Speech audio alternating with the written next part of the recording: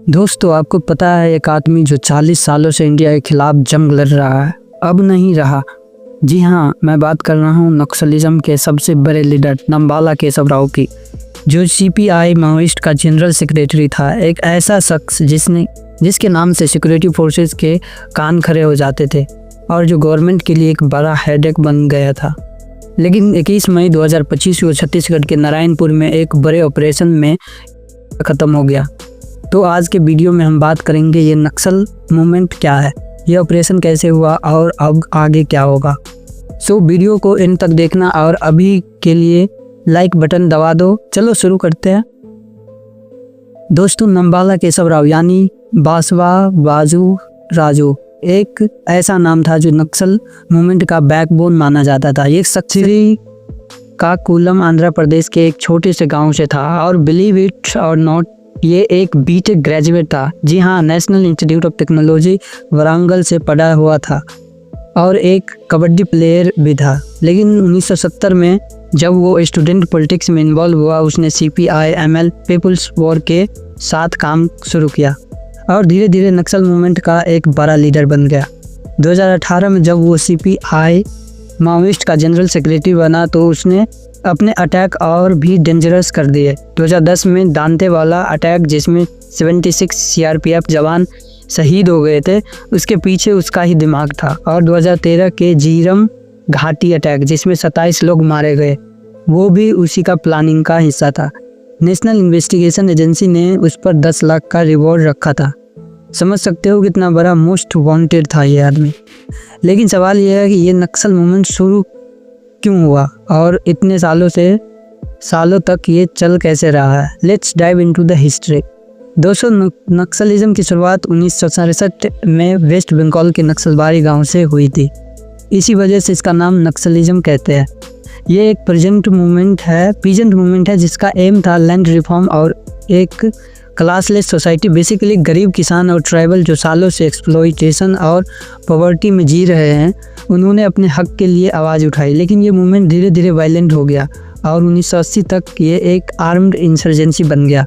1990 में जब इंडिया में लिबरलाइजेशन हुआ और माइनिंग कंपनीज को लाइसेंस मिलना शुरू हुआ तो नक्सलाइट ने इसका फ़ायदा उठाया। उन्होंने ट्राइबल एरियाज़ में अपने कंट्रोल बढ़ाए और डेवलपमेंट प्रोजेक्ट को टारगेट किया, क्योंकि डेवलपमेंट प्रोजेक्ट से ट्राइबल लोगों तक डिस्प्लेसमेंट हो रहा था। ने उनके गुस्से को अपना वेपन बना लिया। रिसर्च के अकॉर्डिंग नक्सलाइट पब्लिक सपोर्ट के लिए प्रोपेगेंडा भी करते थे।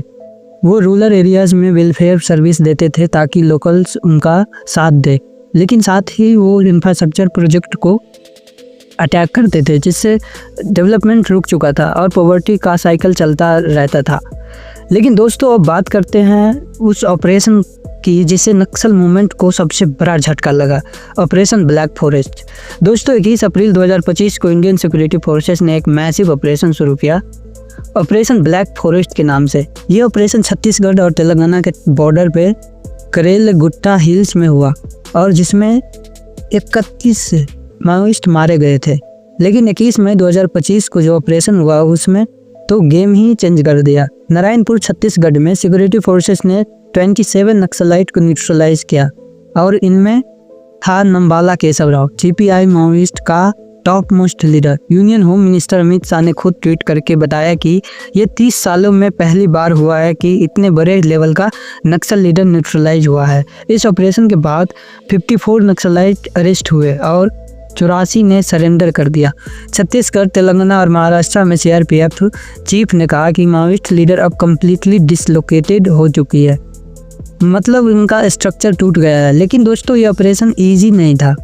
सीवियर वेदर कंडीशन के बावजूद फोर्सेस ने 28 बॉडीज रिकवर किए और 18 जवान इंजर्ड हुए। लेकिन मोदी गवर्नमेंट का गोल क्लियर है, 31 मार्च 2026 तक नक्सलिज्म को ख़त्म करना है। खुश नहीं है? चलो देखते हैं ये रिएक्शन क्या है। दोस्तों, अमित शाह के ट्वीट के बाद रिएक्शन का फ्लड आ गया है। एक तरफ लोग बोल रहे हैं well done HM sir, Naxalism का एंड गेम शुरू हो गया है। किसी ने कहा ये रेड लेटर डे है, भारत माता की जय। लोग सिक्योरिटी फोर्सेस को सल्यूट कर रहे हैं और मोदी गवर्नमेंट की कमिटमेंट की तारीफ हो रही है। लेकिन दूसरी तरफ कंट्रोवर्सी भी है। कुछ लोग बोल रहे हैं कि ये ऑपरेशन स्टेट का अपने सिटीजन के खिलाफ वॉर है।